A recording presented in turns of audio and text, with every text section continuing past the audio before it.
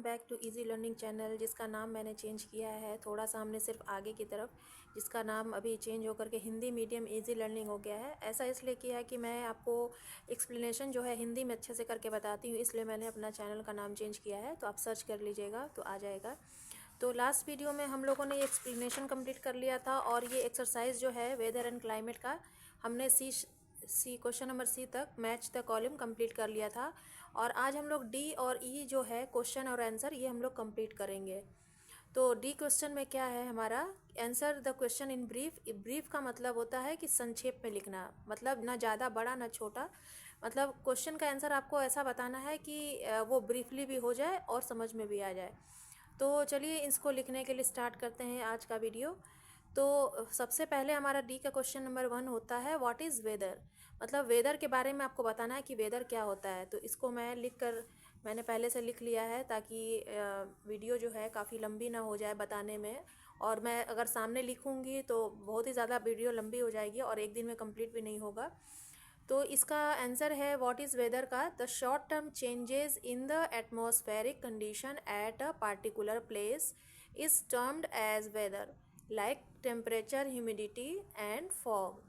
Weather affects the daily life of people. The scientists who study weather are called meteorologists. तो आपको weather के बारे में लिखना है कि वेदर क्या है। पहले तो हम लोगों ने वेदर का डेफिनेशन दिया कि वेदर ये है, और जो वेदर के बारे में बताता है वो कौन होता है, उसको हम क्या कहते हैं।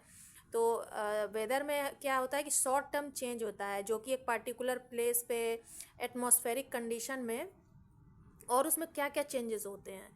तो वेदर में चेंज क्या होता है हमारा, लाइक टेम्परेचर चेंज होता है, ह्यूमिडिटी चेंज होती है, और फॉग होता है। टेम्परेचर मीन्स कभी अप्स डाउन्स लगे रहेंगे। ह्यूमिडिटी में क्या होता है कि कभी ज़्यादा गर्मी लगती है फिर ठंड लगने लग जाती है। और फॉग में मतलब कि कोहरा हो गया और धुंध हो गया। तो इस तरफ से जो वेदर होता है वो चेंज होता रहता है। और ये जो है weather affects the daily life of people, ये हमारे जो लोगों के जो डेली लाइफ होता है उसे बहुत ही ज़्यादा प्रभावित करता है, मतलब इफ़ेक्ट करता है। और साइंटिस्ट जो होते हैं जो वेदर का अध्ययन करते हैं, the scientist who study weather are called meteorologist. तो आपने वेदर के बारे में थोड़ी सी जानकारी जो देनी है वो उस तरह से आपको बताना है। व्हाट इज़ वेदर में मीन्स वेदर के बारे में आपको थोड़ा सा ब्रीफ में आंसर देना है। तो ये हमारा फर्स्ट क्वेश्चन कंप्लीट होता है। अब सेकंड क्वेश्चन आता है व्हाट इज़ सी ब्रीज। मतलब सी ब्रीज क्या है, मतलब कि जो समुद्री हवाएं चलती हैं वो क्या है, कैसे चलती हैं। तो इसका आंसर है the climate of a place is also affected by the direction of the wind. जो क्लाइमेट होता है किसी जगह का, वो क्या होता है, उसकी जो डायरेक्शन होती है हवा की, उस जगह के लोगों को अफेक्ट करती है, उस प्लेस को अफेक्ट करती है। The wind that blows from the sea to land. और जो हवाएं चलती हैं फ्रॉम सी टू लैंड, मतलब समुद्री हवाएं जो लैंड तक आती है, मतलब समुद्र से हवा आ रही है लोगों के बीच एक प्लेसेस पर आ रही है, तो उसे हम कहते हैं सी ब्रीज। तो इसे हम लिखेंगे the wind that blows from the sea to land is called sea breeze. These winds carry moisture and bring rain to the coastal areas. और ये विंड साथ में क्या लेके आती है, मॉइस्चर लेके आती है और रेन लेके आती है। किस किस एरिया में, कोस्टल एरिया में। कोस्टल एरिया का मतलब होता है कि जो ज़मीन से थोड़ा सा ऊपर वाला एरिया होता है वो होता है कोस्टल एरिया। पहाड़ों से थोड़ा सा नीचे और ज़मीन से थोड़ा सा ऊपर होता है वो होता है हमारा कोस्टल एरिया। तो ये हमारे लिए मॉइस्चर और रेन लेके आता है। क्वेश्चन नंबर हमारा 3 है नेम द 3 हीट जोन्स। तो आपको 3 हीट जोन्स के नाम बताने हैं यहाँ पर। तो हम लोगों ने पढ़ा था एक्सप्लेनेशन में हीट जोन कौन कौन से होते हैं। एक होता है टॉरिड जोन, जो कि इसको हीट जोन्स को आप लोग क्लाइमेटिक जोन्स भी कह सकते हैं। आप इसमें कंफ्यूज मत होइएगा, इसे एग्जाम में आ सकता है नेम द 3 क्लाइमेटिक जोन्स, इसे भी कह सकते हैं।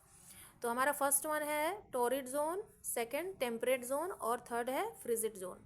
तो ये हमारा 3 हीट जोन हो गया या क्लाइमेटिक जोन हो गया। अब हम आते हैं नेक्स्ट क्वेश्चन की तरफ। क्वेश्चन नंबर ई हमारा answer the question in detail. इसमें जो क्वेश्चन का आंसर हमें देना है वो डिटेल में देना है। तो हमारा फर्स्ट क्वेश्चन क्या है, list the factors that influence the climate of a place. तो आपको यहाँ क्या करना है, क्लाइमेट का जो फैक्टर है जो हमें प्रभावित करता है उस प्लेस का नाम आपको लिस्ट में देना है। तो लिस्ट में जो देना है, तो इसे मैंने यहाँ पे लिखा है, सिर्फ लिस्ट का नेम दिया है। आपको इसको किताब से, बुक से आपको इसको डिस्क्राइब करना होगा, जो कि मैंने नहीं किया, बट मैं अभी बता दे रही हूँ आपको कैसे लिखना है। तो फैक्टर्स इन्फ्लुएंसिंग क्लाइमेट जो है हमारा लिस्ट है, लिस्ट में हमारा फर्स्ट वन क्या होता है, distance from the equator, first one. Second है हमारा altitude, third distance from the sea, fourth direction of the wind, और फिफ्थ में है ह्यूमिडिटी एंड रेनफॉल। इसे आपको अलग अलग करके एक्सप्लेन करना है। आप एक्सप्लेन कैसे करेंगे, देखिए मैं यहाँ पे बुक में बता रही हूँ। बुक में आपको पेज आप पीछे की तरफ करेंगे तो यहाँ पे दिया गया है व्हाट इन्फ्लुएंसेस क्लाइमेट, और ये फैक्टर्स भी दिए गए हैं। तो इन फैक्टर्स को आपको अलग अलग पॉइंट्स में करके लिखना है, और आपको ये पूरा ही लिखना होगा क्योंकि इसमें ज़्यादा नहीं है, थोड़ा थोड़ा ही दिया गया है, ज़्यादा नहीं है। और आपको डिटेल में भी देना है तो इसका आंसर आपको पूरा देना पड़ेगा यहाँ तक। ह्यूमिडिटी एंड रेनफॉल इसे आप पॉइंट्स में लिखेंगे, और पॉइंट्स में लिखने के बाद इसे आप कंप्लीट करके नोटबुक्स में आप लिख सकते हैं। तो ये हमारा क्वेश्चन नंबर 1 कंप्लीट होता है। अब हम आते हैं क्वेश्चन नंबर 2 की तरफ। क्वेश्चन नंबर हमारा 2 है, how is the climate of the temperate zone different from that of the torrid zone.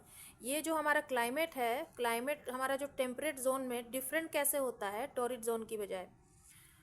तो इसका आंसर मैंने लिखा है, इसको आप ऐसे लिख सकते हैं कि because torrid zone is the hottest zone as it receives direct rays of the sun. Thus this zone experiences hot and humid climate. Due to high humidity, some places in this zone receive heavy rainfall. और इसके बजाय temperate zone में क्या होता है, temperate zone are neither too hot nor too cold. This is because they are away from the equator and receive slanting rays of the sun. तो ये हमारा सेकेंड क्वेश्चन का आंसर हो गया कि टेम्परेट जोन जो है ये किस तरह से डिफरेंट है टॉरिड जोन से, इसे ही आपको इसमें बताना है। तो ये हमारा कंप्लीट चैप्टर हो गया। और यहाँ पर देखिए ये दिया गया है third question, what kind of climate does Uttar Pradesh experience. ये हॉट्स में दिया गया है, मतलब इसको आपको खुद से समझ के बताना है। जो लोग यूपी में रहते हैं उनको ज़्यादा पता है कि उत्तर प्रदेश में क्लाइमेट के हिसाब से किस तरह से क्लाइमेट चेंज होता है, गर्मी में कैसा रहता है, सर्दी में कैसा रहता है, और क्या क्या टेम्परेचर होते हैं, इसका आपको आंसर देना है। अगर आपको इसका आंसर चाहिए तो मुझे कमेंट्स में बताइए, तो मैं इसका आंसर दूंगी आपको। लेकिन ये आपको एग्ज़ाम के पर्पज़ से नहीं आएगा, इसको करना भी इतना ज़रूरी नहीं है, बस ये आपको समझने की ज़रूरत है। तो ये जो है चैप्टर हमारा कंप्लीट होता है। तो आई होप आपको ये क्वेश्चन आंसर अच्छे से इजीली समझ में आई होगी, और वीडियो अच्छी लगी तो एक लाइक कर दीजिएगा, और चैनल पर नए हैं तो सब्सक्राइब कर दीजिएगा ताकि नए नए वीडियो के नोटिफिकेशन आपको मिल जाए। और वीडियो को ज़्यादा से ज़्यादा शेयर कीजिए ताकि और भी बच्चों को समझने में हेल्प मिले। ओके, तो चलिए मिलते हैं फिर से नेक्स्ट वीडियो में नए चैप्टर के साथ। तब तक के लिए बाय बाय।